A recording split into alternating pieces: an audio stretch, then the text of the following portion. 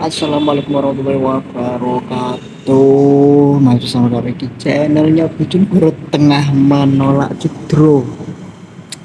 Selamat pagi semuanya.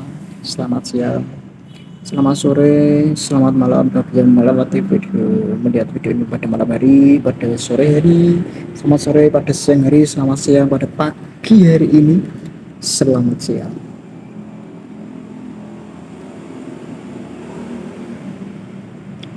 Menyapa yo, sekalian menyapa ceritanya yo. Ceritanya seperti biasa, kamera dhewe, edit dhewe, nek mood, nek orang ngerasa edit. Kami nyapa deh. Di bengi rene dileni aja. Saya dolan rono, Pak. Lu menawa kok numben ya, aku alhamdulillah. Oh ya Allah, matur suwun, nomah wis dileni wong, dibikin sop wong saking biji loro. Jadi kan apa ya, ono tamu ketika omah itu masih rumah, suatu rumah itu masih dikunjungi orang, itu berarti masih hidup, artinya akan ada sesuatu, entah itu kita diberi kesehatan, dipermudah masalah kita, atau tapi yang paling dominan itu apa, rezeki. Ketika rumah kita masih distabil, masih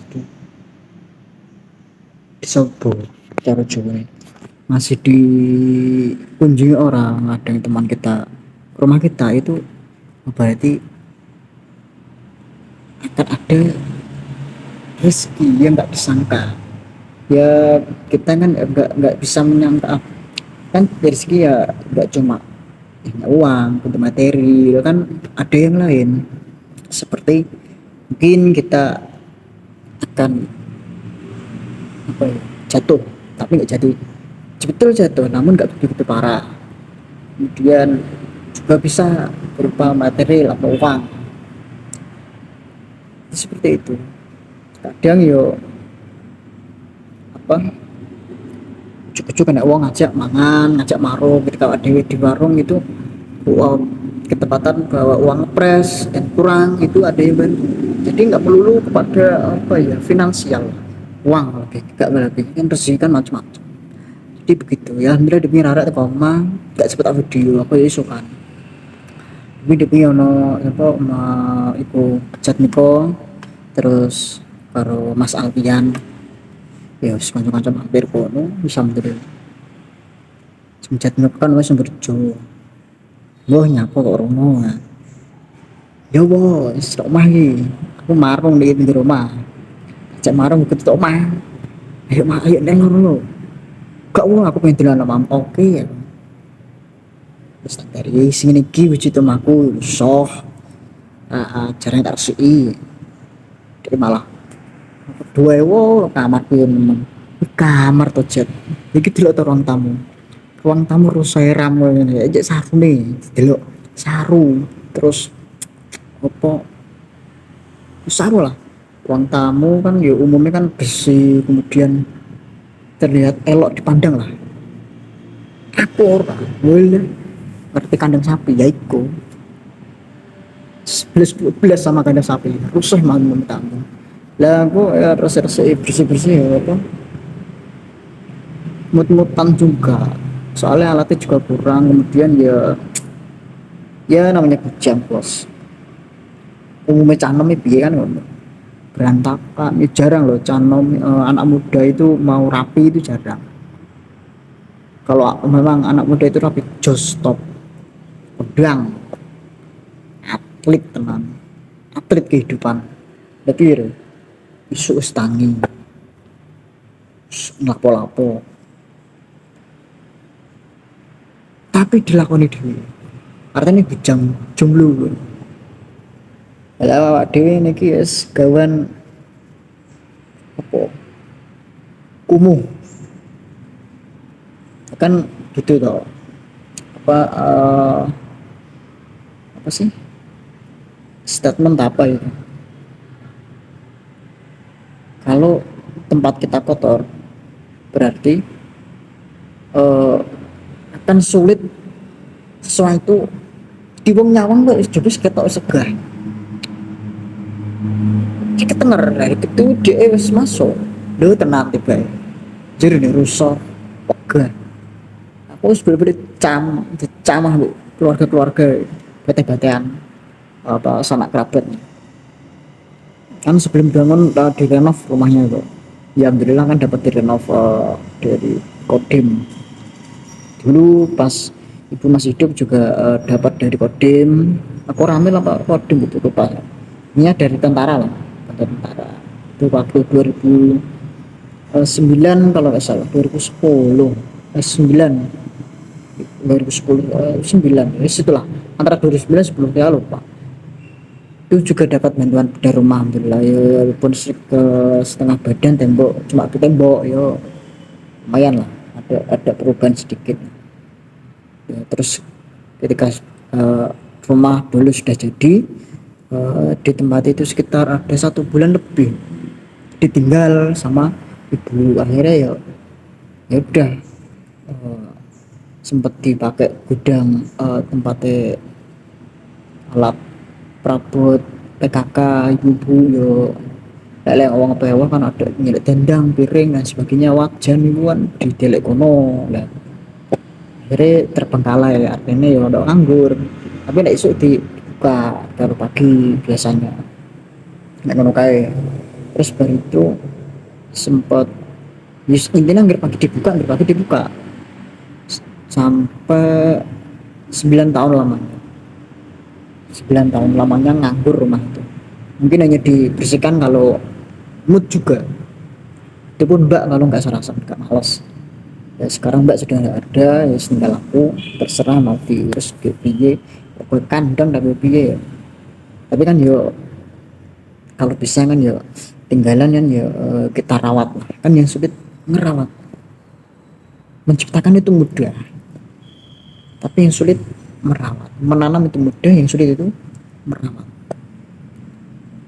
sama halnya kita YouTube buat YouTube itu gampang dapat channel nama udah punya email sudah login di YouTube beres tapi yang sulit itu di apa di perawatannya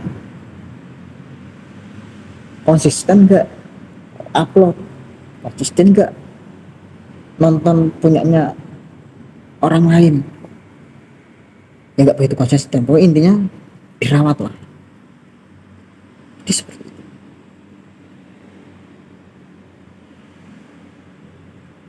Jadi ya itu yang saja sulit ya itu ya kadang tak resi bos orang kadang ngono tak resi ini gak usah resen gak keterak tugas ya kakek ya kadang ratu tugas ya kuis males kok canom saiki males wis melakukan pendidikan dikira noi ragam selesai beh selesai aduh tatas kabeh cok nah ini biyen pimpinan kebersihan melok pernah melok lho apa ikut seminar kebersihan poskes tren ya sekrep amat sih ketika dulu ya pokok bersih aja gitu nah kok sama pengurus sama ustadz itu suruh itu baik salin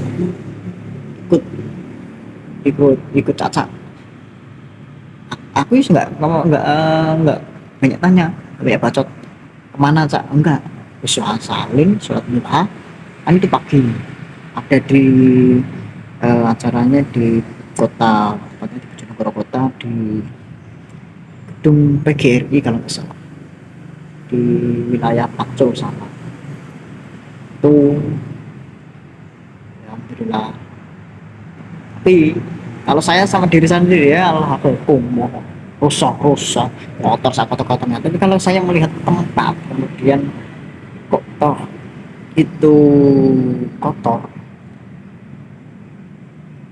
cepet-cepet saya bersihin jadi begitu dulu ya sekarang enggak beda lah ya enggak tahu kemudian nomor 2 orang kotor itu biasanya cenderung pada orang pintar, cerdas. Kalau IQ-nya itu tinggi, jadi dia cenderung kotor. Artinya itu loh, kumuh, megah ngersiin, sarasen males. Dia bolak-balik mut-mutan. Kalau dia mut jadi bersihin, kalau enggak ya enggak dibersihin. Oh, sampai penelitian seperti itu. Karena apa? Ketika saya dulu kumpul sama teman-teman yang masih ini, saya nggak membedakan ya antara goblok dengan yang pintar, cerdas. Kalau yang nggak pakai pintar, nggak pakai cerdas, nggak begitu cerdas, itu lebih bersihan. Tapi kalau yang IQ-nya tinggi, malas untuk bersihin itu. Tapi moodnya kadang itu main ketika sudah apa rusuh pol, kotornya minta ampun baru dibersihin. Memang kalau kelihatan kotor sepele biasa, mungkin ya sama persyaratan di kamar itu ya sudah dibiarin. Tapi kalau sudah kepala yayasan, kepala pengurus, obrak-obrak, wah, bikin gempa semuanya, langsung kali ulur, ayo ya bersih bersih bersih bersih, tanya itu resep ucuk ucuk kinyapa kursi kabeh diguai tanang di ya, sampai begitu. Dia begitu bos. Jadi kan arek meritulan koma, ya alhamdulillah matur suwun buat Masjid Miko, kepada Masjid Miko, Mas Alfian, Nigoro, mohon maaf saya angkurkan, tidak ya punya apa-apa, saya sadari kopi, yes, dan itulah. Ya dulu saya ingat apa ketika ada orang tamu di rumah itu, siapalah walaupun bukan kerabat, itu mae itu pasti buatin, ibu itu pasti langsung buatin minuman, teh entah kopi pasti dibuatin. Itu belum ada kompor seperti sekarang, ada LPG, masih apa awon itu loh, dicetek pakai kelaras. Jadi ketika dulu sehari dari sawah, pagi hari siang itu jam 9 pulang itu bawa kelaras apa daun pisang yang kering, dua pulang untuk apa ya, sedia-sedia itu ketika ada tamu ya, walaupun sangat kerabat itu dibuatin minum, entah itu teh, kopi ya, dibuatin itu kalau ada. Kalau nggak ada ya air putih kemudian dijagomi gitu. Tapi alhamdulillah ketika setiap ada tamu mesti ada, nggak ada ya kopi gitu, apapun kan yang menerapkan begitu. Salah satu memuliakan tamu. Ada banyak faedah memuliakan tamu, banyak. Satunya kita berarti solehin lah Allah swab. Satu, tamu tersebut ketika pulang itu membawa dosa kita dan kemudian dibuang ke lautan. Jadi ketika ada tamu itu satu membawa dosa kita pulang, artinya dia entah nanti dikecerkan, dijatuhkan di mana nggak tahu. Intinya tamu pulang, kalau ibaratnya itu tamu pulang membawa dosa kita kemudian dibuang ke, bagikan membawa dosa kita kemudian dibuang ke samudra lautan. Tapi nggak mungkin tuh, so justru mari koma dolan pulang mampir ke lautan lah, karena ada laut. Kalau nggak ada laut terus bagaimana? Ya, terus kemudian yang kedua membawa rezeki, pasti jadi ada tamu di rumah itu pasti membawa rezeki, entah yaitu tadi di depan sehat ataupun yang lain pasti. Dan pastinya ada faedahnya lagi masih banyak. Di Riyadhus Shalihin itu ada di bab apa, memuliakan tamu. Maka ada banyak bentuk. Salah satu tokoh ulama itu juga mengandalkan memuliakan tamu, sehingga beliau itu bukan membedakan ya, sisi kesehatannya itu beda dengan yang lain. Karena apa? Karena beliau menggunakan mengaplikasikan memuliakan tamu. Asli memuliakan tamu. Banyak yang bergantung kepadanya. Itu banyak sekali. ingin seperti beliau, nggak bisa. Itu ada ulama yang hidupnya itu nggak punya wirid. Ya wiridnya apa? Ya hanya satu, sholat subuh tepat waktu, tahajud, bos. Intinya memuliakan tamu. Jadi ketika ada tamu harus dijagongi, mbok, di gawe kopi, teh, kemudian dijagongi. Intinya begitu. Kemudian kalau makan wareg apa, sudah kenyang, kenyangnya kayak apa, pasti beliau ikut makan. Nah itu sedikit, nah itu banyak, pasti beliau ikut makan. Makanya ya, ya memang yang saya ketahui hanya uh, satu lama tersebut, satu kiai tersebut, karena betul-betul beliau menerapkan ilmu menghormati tamu. Santrinya itu kalau nyuguhi tamu telat itu dikapok. Kok begini? Lalu ngaji tentang bab kajian tentang adab terhadap tamu, Pak. Oh, bir, jadi begitu. Memang memuliakan tamu itu sangat-sangat banyak faedahnya. Itu tadi ya. Ini sama bos, ini cukup terkait itu semuanya. Sekitar yang diwaca kabeh, jangan lupa like, komen, subscribe, like, share semuanya biar kita semangat membuat video YouTube di Bojonegoro Tengah menolak Cidro. Oke, oke bos, sakmono wae, matur suwun kabeh. Selamat menjalankan aktivitas. Salam digital transformasi digital. Salam digitalisasi. Akhirul kalam, Allahumma fiq ila hudzarik. Assalamualaikum warahmatullahi wabarakatuh. Semoga bermanfaat. Cekidot. Oke, kita melu.